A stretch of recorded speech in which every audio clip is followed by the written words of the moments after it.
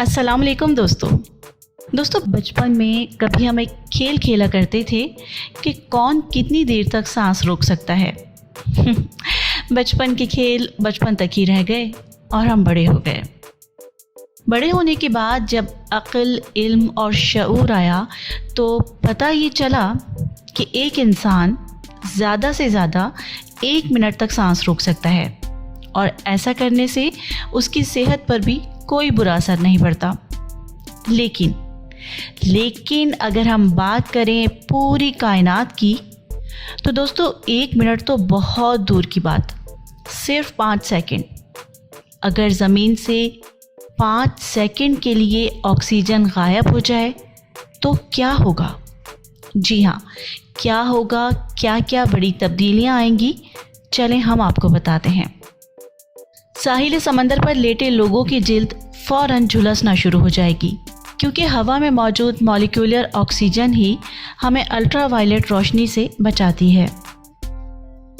दिन के वक्त आसमान काला सियाह हो जाएगा, अंधेरा हो जाएगा, कुछ दिखाई नहीं देगा। धात से बनी हुई वो तमाम चीज़ें जो अलग अलग हैं फ़ौरन से पहले एक दूसरे से जुड़ना शुरू हो जाएंगी क्योंकि हवा में मौजूद ऑक्सीडेशन की तय ही उन्हें आपस में जुड़ने से रोकती है। ज़मीन का 45% हिस्सा ऑक्सीजन से बना हुआ है। जैसे ही ऑक्सीजन गायब होगी सारी ज़मीन खुरदुरी और उथल पुथल हो जाएगी और उस पर चलना और कदम रखना बहुत मुश्किल हो जाएगा। हम हवा का 21% दबाव खो देंगे। लिहाजा जिस तरह जहाज़ के उड़ते ही हमारे कान बंद होना शुरू हो जाते हैं वैसे ही हमारी क़ुव्वत गोयाई कम होना शुरू हो जाएगी। कंक्रीट को ज़मीन पर जमे रहने में ऑक्सीजन मदद देती है। ऑक्सीजन गायब होते ही कंक्रीट से बनी तमाम इमारतें सेकंडों में ज़मीन बोस हो जाएंगी।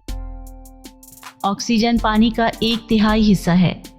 जैसे ही ऑक्सीजन गायब होगी दुनिया के तमाम समंदरों का पानी हाइड्रोजन गैस बन जाएगा, उसका वॉल्यूम बढ़ जाएगा और चूंकि हाइड्रोजन गैस सबसे हल्की गैस है इसलिए ये उड़कर फ़ज़ा में चली जाएगी, यानी पूरी दुनिया में लिक्विड मादे जैसी कोई चीज़ नहीं बचेगी। दोस्तों एक और हकीकत है जिससे आप सब इत्तेफाक करेंगे कि किसी भी चीज़ की कमी या ज़्यादती हमेशा नुकसान का बाइस बनती है।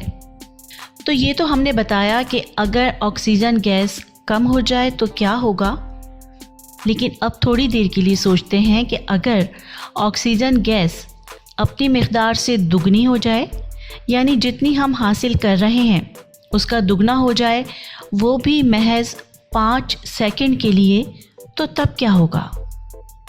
दरख्तों के उगने और फल देने की रफ्तार तेज़ हो जाएगी। परिंदे ज़्यादा लंबी परवाज़ कर सकेंगे। हम ज़्यादा खुश और ज़्यादा एक्टिव हो जाएंगे क्योंकि ज़्यादा ऑक्सीजन से हमारे जिस्म के पट्टे ज़्यादा मजबूत हो जाएंगे और हम बेहतरीन जिम्नास्टिक का मुज़ाहरा कर सकेंगे। हमारी जिस्मानी कारकर्दगी में इजाफ़ा होगा।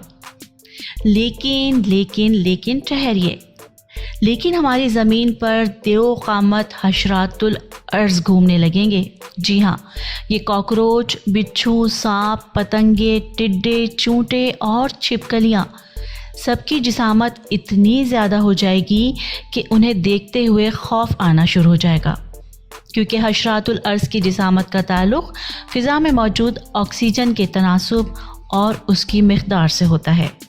तो दोस्तों ये सब जानने के बाद ये तो साबित हुआ कि हमारे बुज़ुर्ग जो कहते आए हैं कि हर चीज़ का एतदाल में रहना ही मुनासिब है, तो जनाब ये ही बेहतर है।